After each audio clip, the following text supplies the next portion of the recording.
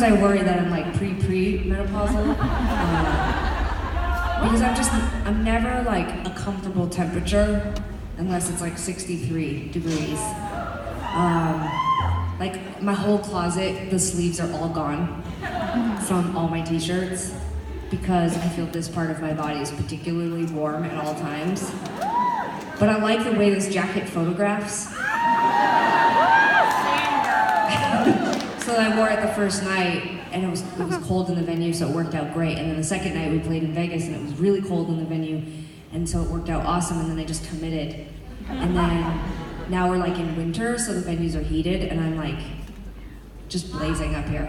No, I can't take it off because, ma'am, I like the way this looks in photos. So. You know, back when we put out the con, not everyone had a camera and cell phone and smartphone and a social media page. So Sarah was talking about this last night, like we did not give a shit. Like we get up on stage and whatever we wore in the van that day, no makeup. We would have gotten our hair cut and then like 7 months had gone by and it just grown out like, and that was like a hairstyle. People did take photos, but they were film photos, and so different, yeah. People would be like, oh my god, I finally got my film developed like 9 years later. And they'd be like, oh, I have this one blurry photo of you. And you'd be like, I look pretty good, actually. My skin looks pretty good. That's definitely something that has changed in 10 years. Thanks. Thank you. We're so far away, so. No, I actually feel like, you know, that thing that happens where, like, not to make fun of people who age poorly, like, I mean, that's a whole thing unto itself, and I'm like, all about, you know, when there are just circumstances under which people don't have control, like on a like genetic cellular level. But I feel like all things considered, like we look pretty good for 37. Like, pretty good.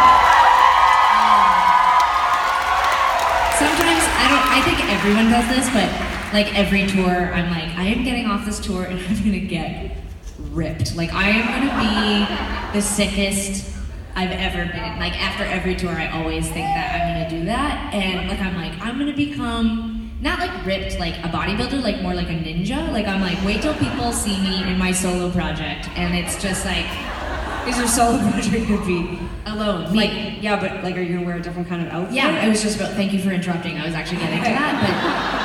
So in this other... It's not interrupting to ask questions. I know, but if you just bitch a little bit, I would have got there. I'm tapped into what the people want. I'm just asking follow-up. Don't worry, I'm going there. So in this solo project where I'm super ripped like a ninja, I always have some kind of like avant-garde nudity. It's always like, yeah, it's always like, I'm gonna get so ripped and I'm just gonna have this crazy new life and this new side project. And you like, sound like a sellout. There'll be some, I am, and so, no, the project is avant-garde. It's like not gonna sell anything, but it'll be like, you know, like some part of my ab will be showing or something, and people will be like, God damn, she is ripped. Like we had no idea how fit she was.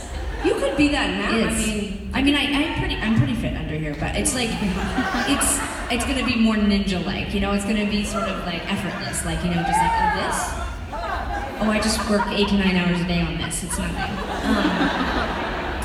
Anyways, the music's gonna sound like that, whatever that is. It's gonna sort of be like fit ninja music, and people are gonna be like, yeah, we definitely thought that whole like, you know, it was over, you know, they were almost 40 and they had a good run and there was a couple of great real peaks for them, and then we were like, what are they gonna do next? And it was like, we could never have imagined that Sarah was gonna come out with like a Fit Ninja record, and she's so fit.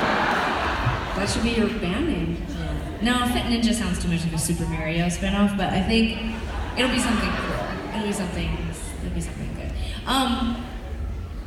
So that leads me into something relevant, which is the next song. And this next song was the single off of this record, and it didn't do well. But it goes to show you that it really doesn't make a world of difference if you have a single or not, because what connects with the people over time sometimes is unpopular music. And while people like to tell themselves that this record was a very popular record for us, it actually didn't feel that popular at the time. And it has grown, like, it's aged well, like they say. You know, it was sort of like one of those wines that people underestimate, but 10 years later, people start drinking and are like, damn, that tastes great. And This album, while popular with some people, was not that popular with all the people, and so we did not get radio play or a lot of mainstream support. Maybe you should cover it for Fit Ninja. No. No, I don't want any affiliation with Tegan and Sara. Like, no offense, like the brand is fine, but I want like a fresh start, you know? Just something fresh. I have a feeling that a lot of Tegan and Sara fans are gonna come to your shows. You know, don't support me. You know what? I want to really work for it. You know, I don't come to me on my like third record as a Fit Ninja. Like, don't start with me on my sort of inaugural sort of like. Don't just make me really like, you know, like wonder what it was all for. If you really love me, if you know anything about me, you know that I prefer that you wait until the third record to support me.